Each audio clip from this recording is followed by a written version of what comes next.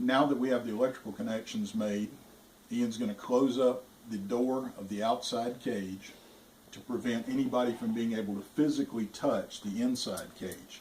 This is the only reason for the existence of the larger outside cage, is to prevent somebody from physically coming into contact with the internal cage, cage B, once it's energized. Now, the next step is he will plug the power strip into the wall outlet.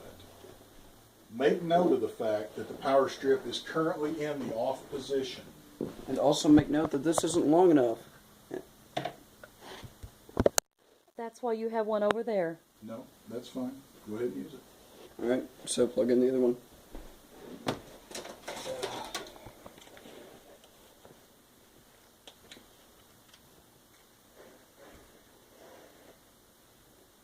And note, it is off. They're both off. Are they both off? Yeah, they're both off. They're both off. Plug it in. Turn it on. What was that? That's okay. Turn it on. Okay. Turn on the other one. Now, at this point, cage B is energized. Cage A protects somebody from touching it. Now the next step of the process is to see if the energized Faraday cage will allow the signal from one cell phone to pass through to the other cell phone to make it work. So, let's call that cell phone.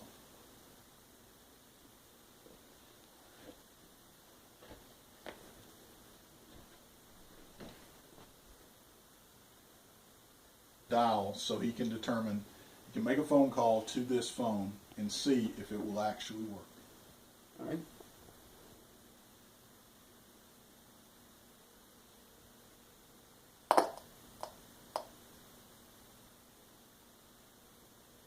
Call from 678-386-9132.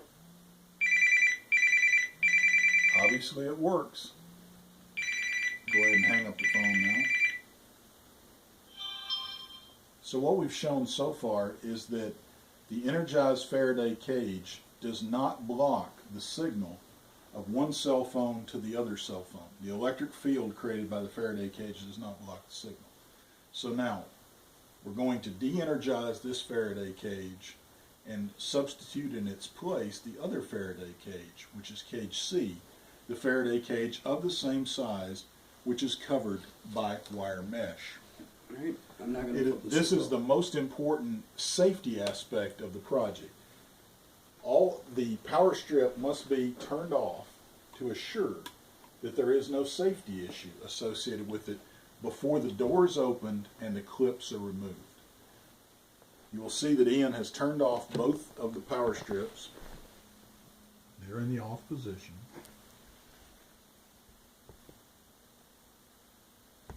And now he's ready to open up the outer cage, cage A, and remove the leads from cage B.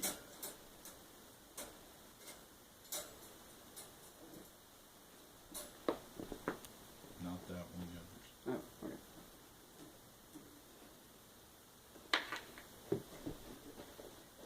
I have to ask, as your videographer on this, it's safe, right? At this moment, it's safe. It's absolutely safe. It was safe before he did that because we had electrically disconnected the circuit from the wall. Now he's removing cage B. Now we're going to check to see, you don't have to do that yet, we're going to check to see if the cell phone was damaged in any way as a result of its exposure to the Faraday cage. So now he's going to call the cell phone again.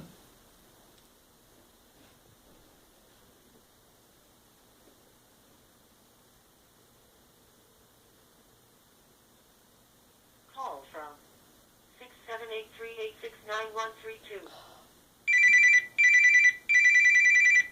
As you can see, it worked successfully. The phone, as a result of an exposure to an electric field, saw no damage. Now. Now you can take that off. Now what we're going to do is we're going to install the phone into cage C and repeat the experiment.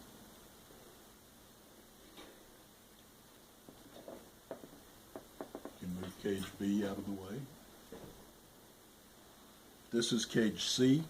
Cage C is the cage